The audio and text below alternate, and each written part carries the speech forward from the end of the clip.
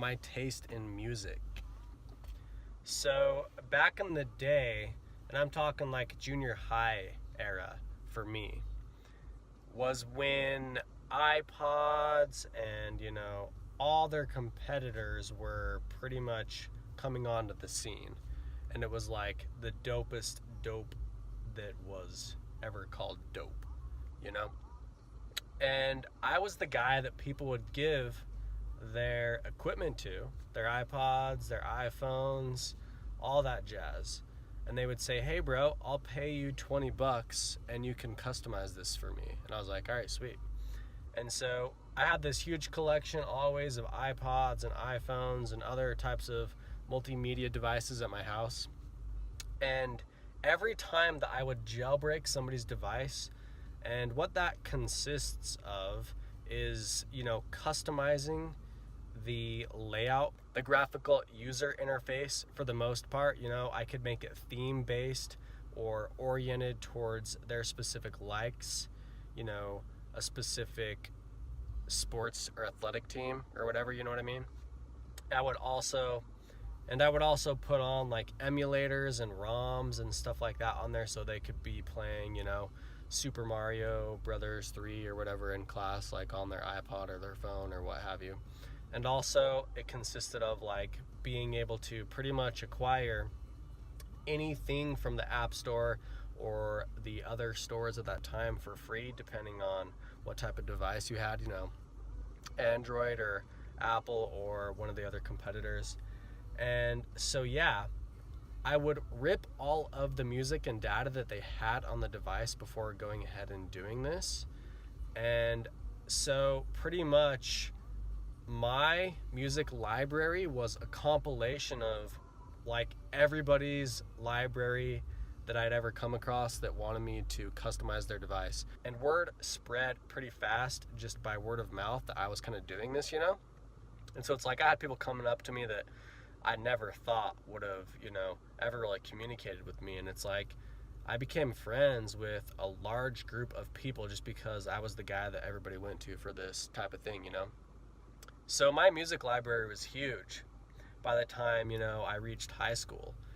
And I had like a ton of external hard drives just full of movies, full of music, and my own personal iPod. Like I had the iPod Classic when it came out, and it was like 250 gigabytes of, whatever, and I had movies and music on there, but you'd put it on shuffle and you never knew what was going to come up. Like I literally one day realized I had to go through all my stuff because I had like cultural Eastern Indian music come on, and then right after that like cultural Greek music come on, and I was like, what the hell, you know what I mean?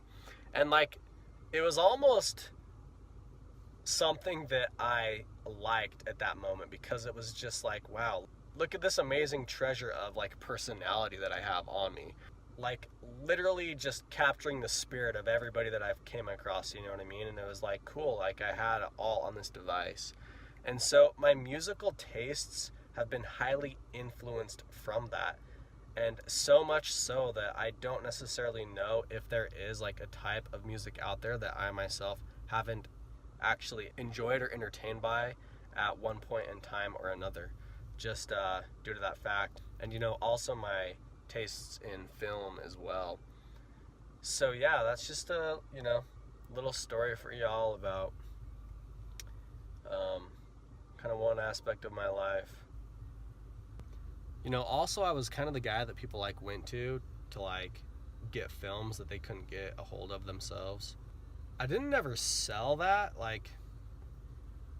and sometimes I think piracy itself is a very beneficial thing, like information sharing on the internet. Like obviously I can see how it hurts the artists to a certain degree and extent, because in a lot of ways things are definitely overplayed to the extent in which the actual real backbone of society is kind of being fed upon by these vampires that are getting way more than they deserve. But I can see where some people are getting hurt from it. And, in other regards, there are things which I have been able to acquire through media sharing, which pretty much would have been impossible if you were searching in any other way. Like, they're just such a gem that there's no other way to really acquire that. And so my tastes in film have also been heavily influenced by literally everybody that I've been in contact with, kind of like the music thing as well, because people started doing this music thing with me, and then they would start coming to me for, you know, film and stuff like that. And I didn't ever really charge for any of that. It was just kind of like, people would like give me their iPod and iPhone or whatever, and like sometimes, you know, I'd just be like, hey, you got any movies that you like want that you've never seen, or you know what I mean, like, just I'd like throw that in there, and they're like, oh yeah, like this, or like a television series that, you know what I mean. And it's just like, I'm just kind of like feeling like Robin Hood at this point in time, you know. It's just like these scrub group of kids that, you know, we can't afford like all this stuff on our own, whatever. And so yeah, like I would just throw them this other stuff, and then sometimes, you know, it wasn't even necessarily intertwined with the jailbreaking kind of business that I did for a minute there, or the rooting business. It was just kind of just like my thing, you know what I mean? It was like I was the guy.